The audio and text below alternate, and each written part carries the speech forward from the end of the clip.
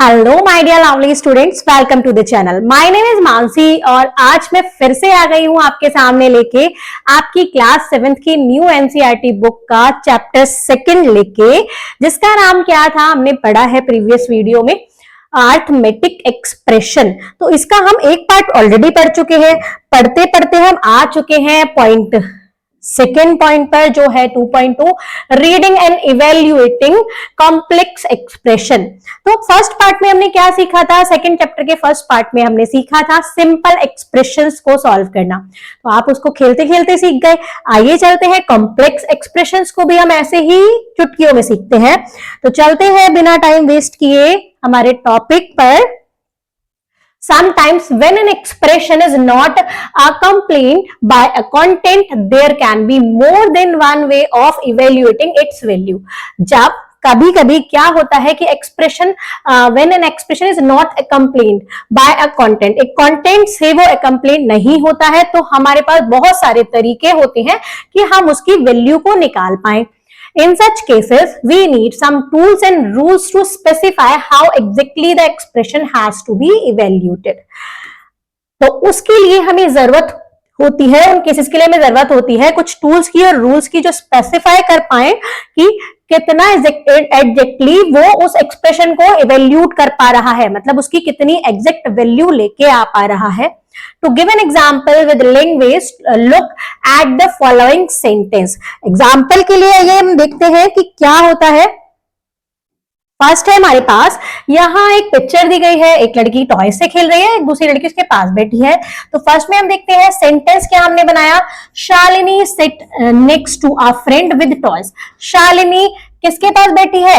अपनी फ्रेंड के बराबर में बैठी है जिसके पास टॉय है। अब इसकी फ्रेंड के पास टॉय है, इसका मतलब है द फ्रेंड हैज टॉय, मतलब फ्रेंड के पास खिलौने हैं। And Shalini sit next to her, और शालिनी उसके बराबर में बैठी है, ये है शालिनी। अब सेकंड सेंटेंस में देखते हैं कि क्या चेंजेस आते हैं। सेंटेंस सेकंड में है, यहां पर शालिनी के पास टॉयज आ गए हैं और जो उसकी फ्रेंड है वो उसके बराबर में बैठी है। तो इसका क्या करा है, Shalini sat next to a friend with toys. Shalini अपनी फ्रेंड्स के साथ बैठी है, फ्रेंड के बराबर में बैठी है टॉयज के साथ। कैसे? Shalini sat next to a friend, Shalini अपने फ्रेंड के बराबर में बैठी है विद टॉयज, टॉयज के साथ। अब देखिए ये sentence, Shalini sat next to a friend with toys, ये सेंटेंस भी सेम है, Shalini sat next to a friend with toys. यहां पर उसकी फ्रेंड के पास टॉयज थे, यहां पर उसके पास आ गए। कैसे हमें मीनिंग पता चला, कैसे हमें पता चला कि टॉयज किसके पास है? यहां पर पंक्चुएशन मार्क से यहां पर कॉमा लग रहा है, तो ये टॉयज किसके पास थे? शालिनी के पास, मतलब ये टॉयज किसको बता रहे हैं कि ये शालिनी के पास है। यहां पर कॉमा नहीं लग रहा है, ये फ्रेंड विद टॉयज, यहां पर फ्रेंड के साथ टॉय है, मतलब फ्रेंड के पास टॉय है। इसका मतलब देखिए हमने बता दिया, शालिनी हैज द टॉयज, अब यहां पर शालिनी के पास टॉयज है। She sat with them next to her friend, वो उनके साथ बैठी है अपनी फ्रेंड के बराबर में, वो टॉयज के साथ बैठी है अपनी फ्रेंड के बराबर में। क्लियर? समझ में आया कि हमने सेम सेंटेंस के दो अलग अलग मीनिंग बन गए। This sentence without the punctuation could have been interpreted in two different ways. अगर ये सेंटेंस है, दोनों सेंटेंस अगर इसमें पंक्चुएशन मार्क ना हो तो हम इनके मीनिंग अलग अलग नहीं समझ पाएंगे। पंक्चुएशन मार्क लगते ही इनके मीनिंग क्या हो गए? अलग हो गए। ये कॉमा लगते ही इसका मीनिंग इस सेंटेंस का दोनों का अलग हो गया। The appropriate use of comma specifies how the sentence has to be understood. अब जो क्या है appropriate use, अगर हम कॉमा का सही यूज करें, कॉमा का सही यूज करें तो हमें क्या, हम समझ पाएंगे अपने सेंटेंस को।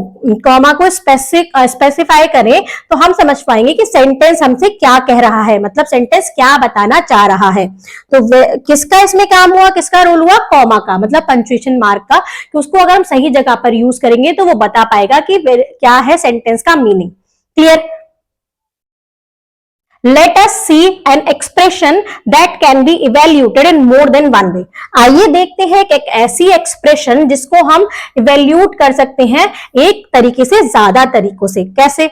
एग्जाम्पल 4 है हमारे पास, Mallesh brought 30 marbles to the playground. Mallesh कितने मार्बल्स ले गया? 30 मार्बल्स लेके गया प्लेग्राउंड में। Arun bought 5 bags of marble with 4 marbles.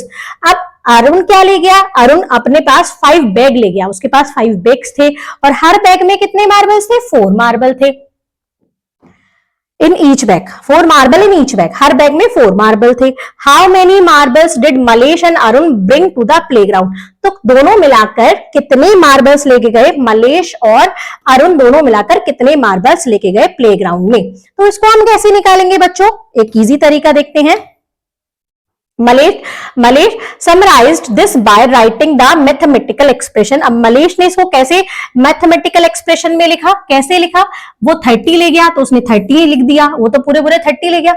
अब जो अरुण है वो कितना 5 बैग लेके आया, हर बैग में 4 मार्बल्स हैं, तो 5 into 4, क्योंकि 5 बैग हैं और हर बैग में 4 मार्बल हैं, तो 5 4 जा 20, कितने हो गए, 20 मार्बल्स हो गए अरुण के पास। हमें कैसे पता चला, हमने इनको मल्टीप्लाई ही क्यों किया, क्योंकि एक बैग में 4 मार्बल और 5 बैग में, एक बैग में 4 मार्बल मतलब 4, 5 बैग लेके गया है वो, हर बैग में 4 मार्बल्स है, तो 4 5 जा 20।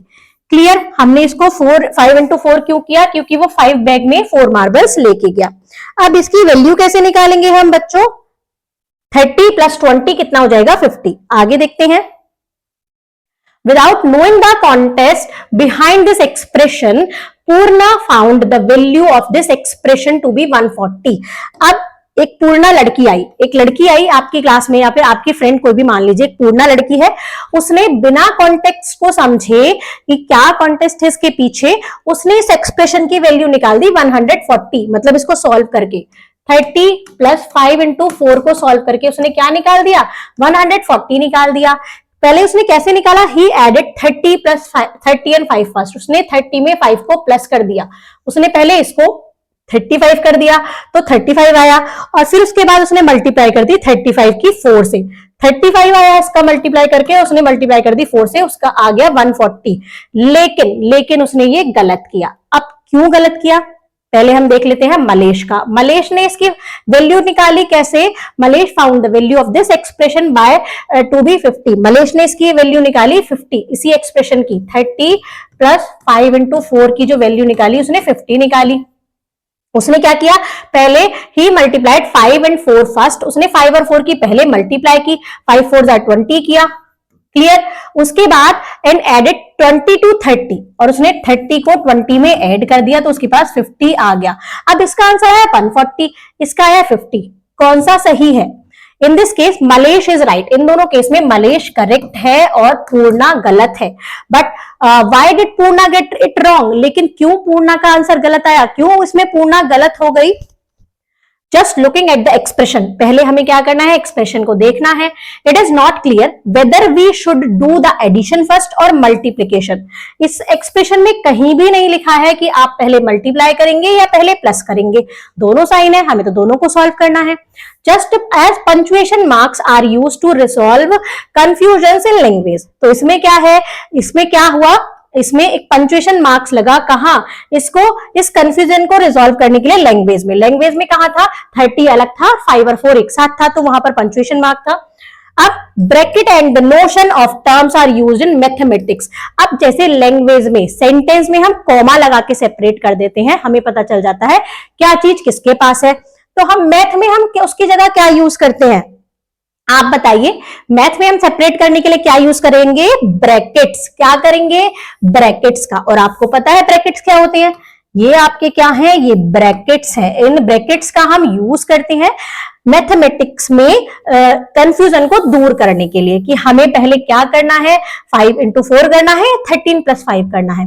तो इसमें अगर ब्रैकेट यहां लग रहा होगा तो पहले हमें 5 into 4 करना है, अगर ब्रैकेट यहां लग रहा होगा तो पहले 30 + 5 करना है। क्लियर, तो इसमें कॉमा की जगह, मैथमेटिक्स में कॉमा की जगह हम क्या लगाते हैं, इंग्लिश में हम, लैंग्वेज में हम कॉमा लगाते हैं, और मैथ्स में हम क्या लगाते हैं बच्चों, ब्रैकेट। ये कंफ्यूजन को दूर करने के लिए। आपको इतना समझ में आया, इतना समझ में आते ही आप सीख जाएंगे कॉम्प्लेक्स एक्सप्रेशन को भी सॉल्व करना। बस हमें ब्रैकेट का ख्याल रखना है। अब ब्रैकेट इन एक्सप्रेशंस में ब्रैकेट कैसे लगाते हैं? In the expressions to find the number of marbles, इस एक्सप्रेशन में number of marbles find out करने के लिए 30 plus 5 into 4 we had to first multiply 5 and 4, हमें पहले मल्टीप्लाई करनी पड़ेगी किसकी? 5 और 4 की, and then add this product to 30, और इस प्रोडक्ट को मतलब इसके प्रोडक्ट को हमें 30 के साथ ऐड करना पड़ेगा। This order of operation is clarified by the use of bracket as follows. इसको हम कैसे करेंगे? इसको हम 5 और 4 के क्या लगा देंगे? ब्रैकेट लगा देंगे। तो पहले हमें इन दोनों को सॉल्व करना पड़ेगा, मल्टीप्लाई करनी पड़ेगी, फिर जो इन दोनों का प्रोडक्ट आएगा उसको 30 में ऐड कर देंगे। कैसे? 30 प्लस 5 4 20, तो ये क्या हो जाएगा? 5050। When evaluating an expression having brackets, we need to first find the value of expression inside the bracket before performing the other operation. हमें क्या करना है? When evaluating expression having brackets, हमें जिसमें ब्रैकेट होते हैं जिस एक्सप्रेशन में, उनको इवेल्यूट करने के लिए हमें क्या करना है? We need to first find the value of expression inside the bracket. तो हमें जो वैल्यू कौन सी फाइंड आउट करनी है? पहले जो ब्रैकेट के अंदर वैल्यू होती है, जो ब्रैकेट के अंदर है उसे पहले निकालेंगे before performing other operation. Other operation को परफॉर्म करने से पहले हमें ब्रैकेट को सॉल्व करना पड़ेगा। So in the above expression we first find the value of 4 into 5 and then do the addition. Does this expression describe the number of marbles. तो इस एक्सप्रेशन को सॉल्व करने के लिए पहले हमें ब्रैकेट के अंदर का सॉल्व करना पड़ेगा, फिर 30 को 20 में ऐड करेंगे तो हमें नंबर ऑफ मार्बल्स मिल जाएंगे। अब हम चलते हैं नेक्स्ट एग्जाम्पल पर। यहां एक एग्जाम्पल और दिया है।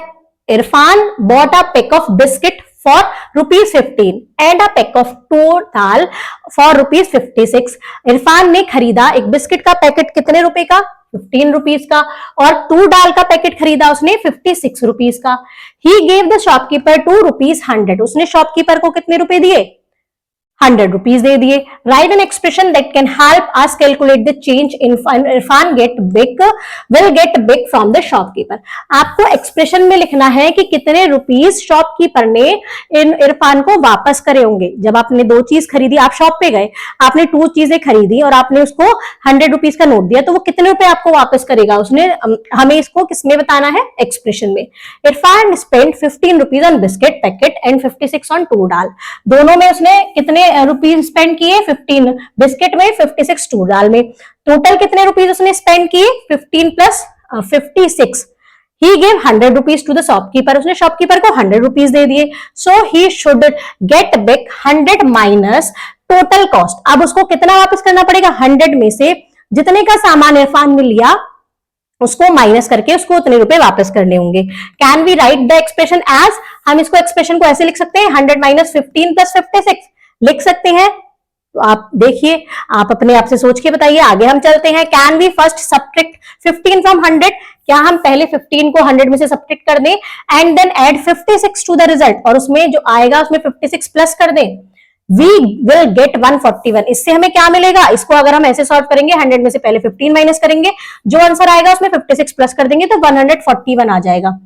अब बताओ बच्चों, क्या ये पॉसिबल है कि हम सामान लेके 100 रुपीज का नोट किसको दे दें? शॉपकीपर को, और वो हमें उससे ज्यादा रुपए वापस कर दे, 141? तो ये पॉसिबल ही नहीं है। तो हमने ये क्या किया? हमने ये गलत किया, हमने इसको कैलकुलेट गलत किया। It is observe that he get more money than he paid the shopkeeper.